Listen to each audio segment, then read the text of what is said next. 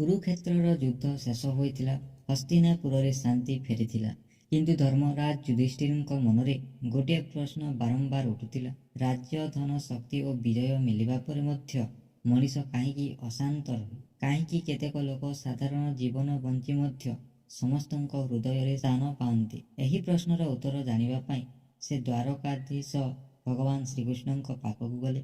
କୃଷ୍ଣ ମୃଦୁ ହସି କହିଲେ, ଧର୍ମରାଜ, ଜୀବନର ସବୁଠାରୁ ବଡ଼ ବିଜୟ ଋଣଭୂମିରେ ନୁହେଁ, ନିଜ ମନ ଉପରେ ହୁଏ। ଆଜି ମୁଁ ତୁମକୁ ଏମିତି 15ଟି ଶିକ୍ଷା ଦେବି, ଯାହାକୁ ଯେ ଅନୁସରଣ କରିବ ସେ କେବେ ଜୀବନରେ ପରାଜିତ ହେବ ନାହିଁ। ପରଦିନ ସକାଳେ ଶ୍ରୀକୃଷ୍ଣ ଯୁଧିଷ୍ଠିରଙ୍କୁ ନେଇ ଏକ ସୁନ୍ଦର ଆଶ୍ରମକୁ ଗଲେ। ସେଠାରେ ଅନେକ ଋଷି, ଶିଷ୍ୟ ଓ ଗ୍ରାମବାସୀ ଏକାଠି ହୋଇଥିଲେ। ସମସ୍ତେ ଭଗବାନଙ୍କୁ ପ୍ରଣାମ କଲେ। ଶ୍ରୀକୃଷ୍ଣ ପ୍ରଥମେ ଜଣେ ଯୁବକଙ୍କୁ ଦେଖାଇଲେ। ସେ ବହୁତ ପରିଶ୍ରମ କରୁଥିଲା, କିନ୍ତୁ ବାରମ୍ବାର ଆକାଶକୁ ଚାହିଁ କହୁଥିଲା, ମୋତେ ଫଳ କେବେ ମିଳିବ? ଶ୍ରୀକୃଷ୍ଣ କହିଲେ, ଦେଖ ଧର୍ମରାଜ, ଏହି ମଣିଷର ସବୁଠାରୁ ବଡ଼ ଭୁଲ, କର୍ମ କରିବା ପୂର୍ବରୁ ସେ ଫଳର ଚିନ୍ତା କରୁଛି। ଯେଉଁଠାରେ ଫଳର ମୋହ ଥାଏ, ସେଠାରେ ମନ ଦୁର୍ବଳ ହୋଇଯାଏ। ତେଣୁ ସବୁବେଳେ କର୍ମ କର, ଫଳର ଚିନ୍ତା କରନି। କିଛି ଦୂରରେ ଦୁଇ ଜଣ ବ୍ୟାପାରୀ ଝଗଡ଼ା କରୁଥିଲେ। ଜଣେ ମିଛ କହି ଧନ ରୋଜଗାର କରୁଥିଲେ, ଅନ୍ୟ ଜଣେ ସତ୍ୟର ପଥରେ ଚାଲୁଥିଲେ। କିଛି ବର୍ଷ ପରେ ଲୋକମାନେ ଅସତ୍ୟବାଦୀ ବ୍ୟାପାରକୁ ଛାଡ଼ିଦେଲେ, କିନ୍ତୁ ସତ୍ୟବାଦୀ ବ୍ୟକ୍ତିଙ୍କ ସମ୍ମାନ ଦିନକୁ ଦିନ ବଢ଼ିଲା। ଶ୍ରୀକୃଷ୍ଣ କହିଲେ, ସତ୍ୟ କେବେ ହାରେ ନାହିଁ। ସମୟ ଲାଗେ, କିନ୍ତୁ ବିଜୟ ସବୁବେଳେ ଧର୍ମର ହିଁ ହୁଏ। ତାପରେ ସେମାନେ ଏକ ନଦୀ କୂଳକୁ ଗଲେ।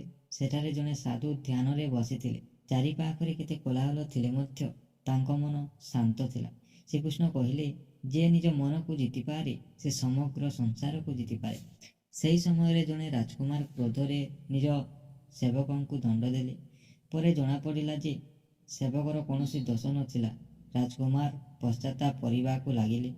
ଶ୍ରୀକୃଷ୍ଣ କହିଲେ, କ୍ରୋଧ ବୁଦ୍ଧିକୁ ନଷ୍ଟ କରେ, ତେଣୁ ରାଗ ଆସିଲେ ନିଷ୍ପତ୍ତି ନେବା ଉଚିତ ନୁହେଁ। ଏହାପରେ ଜଣେ ବୃଦ୍ଧା ମହିଳା ଭୋକିଲା ଯାତ୍ରୀଙ୍କୁ ନିଜ ଅନ୍ନ ବାଣ୍ଟି ଦେଲେ। ତାଙ୍କ ପାଖରେ ବହୁତ କିଛି ନଥିଲା, ତଥାପି ସେ ହସି ମୁଖରେ ସାହାଯ୍ୟ କଲେ। ଶ୍ରୀକୃଷ୍ଣ କହିଲେ, ଯେଉଁଠାରେ ଦୟା ଓ ପ୍ରେମ ଥାଏ, ସେଠାରେ ମୁଁ ସ୍ୱୟଂ ବାସ କରେ। କିଛି ସମୟ ପରେ ଜଣେ ବିଦ୍ୱାନ ନିଜ ଜ୍ଞାନର ଅହଙ୍କାରରେ ସମସ୍ତଙ୍କୁ ଛୋଟ ଭାବିବାକୁ ଲାଗିଲେ। ଧୀରେ ଧୀରେ ସମସ୍ତେ ତାଙ୍କୁ ଛାଡ଼ିଦେଲେ, କିନ୍ତୁ ଜଣେ ସାଧାରଣ ଶିଷ୍ୟ ସମସ୍ତଙ୍କୁ ସମ୍ମାନ ଦେଉଥିଲେ, ତେଣୁ ସମସ୍ତେ ତାଙ୍କୁ ଭଲ ପାଉଥିଲେ। ଶ୍ରୀକୃଷ୍ଣ କହିଲେ, ଅହଙ୍କାର ମଣିଷର ପତନର କାରଣ, ବିନମ୍ରତା ତାକୁ ମହାନ କରେ। ଯୁଧିଷ୍ଠିର ଗଭୀର ମନୋଯୋଗରେ ସବୁ ଦେଖୁଥିଲେ। ସେ ବୁଝିଗଲେ ଯେ ଜୀବନର ପ୍ରକୃତ ବିଜୟ ବାହ୍ୟ ଶକ୍ତିରେ ନୁହେଁ, ଭିତରର ଗୁଣରେ ଲୁଚି ରହିଛି।